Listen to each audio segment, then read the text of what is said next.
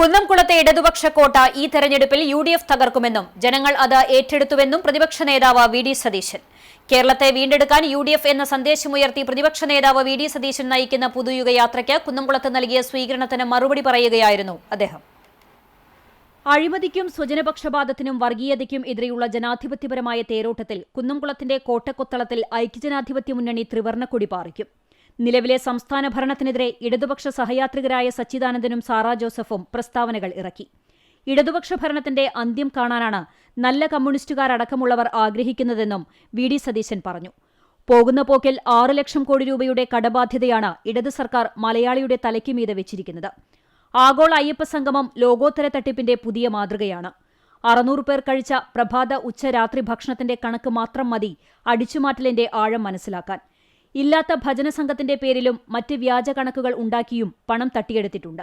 ഇതൊന്നും ജനം പൊറുക്കില്ലെന്നും കേരളത്തെ ഏതൊക്കെ രീതിയിൽ ഇടതുപക്ഷം തകർത്തു ആ എല്ലാ മേഖലയെയും ഐക്യജനാധിപത്യ മുന്നണി പുതുക്കിപ്പണിയുന്ന പുനരുജ്ജീവനത്തിന്റെ മാതൃക സൃഷ്ടിക്കുമെന്നും വി ഡി സതീശൻ കൂട്ടിച്ചേർത്തു. നമ്മൾ ഒരുമിച്ച് തോളോട് തോൾ ചേർന്ന് നിന്നുകൊണ്ട് ഇങ്ങോട്ട് ഭിന്നിപ്പിക്കാൻ വരണ്ട എന്ന് നമ്മൾ പറയാം. അതാ എന്നോട് പലരും ചോദിക്കും, എന്തിനാ ഇത്ര കട്ടിക്ക് പറയുന്നത്?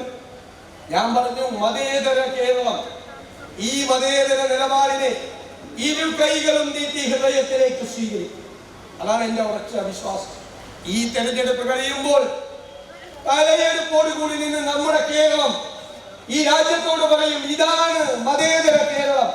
ഈ രാജ്യത്തിന് മാതൃകയാക്കിയ ഒരു സംസ്ഥാനമാക്കി മതസൗഹാർദ്ദത്തിൽ നമുക്ക് കേരളത്തെ മാറ്റണം. CMP general secretary CP John സ്വീകരണ യോഗം ഉദ്ഘാടനം ചെയ്തു. UDF നിയോജകമണ്ഡലം ചെയർമാൻ ജോസഫ് ചാലിശ്ശേരി മാസ്റ്റർ അധ്യക്ഷനായി. ചടങ്ങിൽ ജാഥാനായകൻ പ്രതിപക്ഷ നേതാവ് വി ഡി സതീശനെ പ്രവർത്തകർ ഹാരം അണിയിച്ച് സ്വീകരിച്ചു. സ്വീകരണത്തിന് ശേഷം വി ഡി സതീശൻ ജനങ്ങളെ അഭിസംബോധന ചെയ്ത് സംസാരിച്ചു.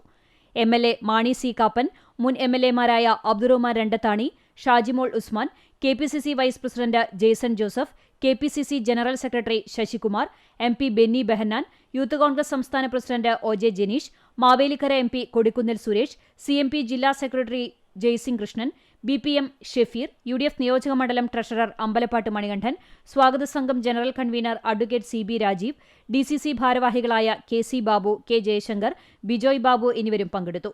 ഉച്ചയ്ക്ക് 1:45 വടക്കാഞ്ചേരിയിലെ സ്വീകരണത്തിന് ശേഷം കുന്നംകുളത്ത് പുതുയുഗയാത്ര എത്തിയത്.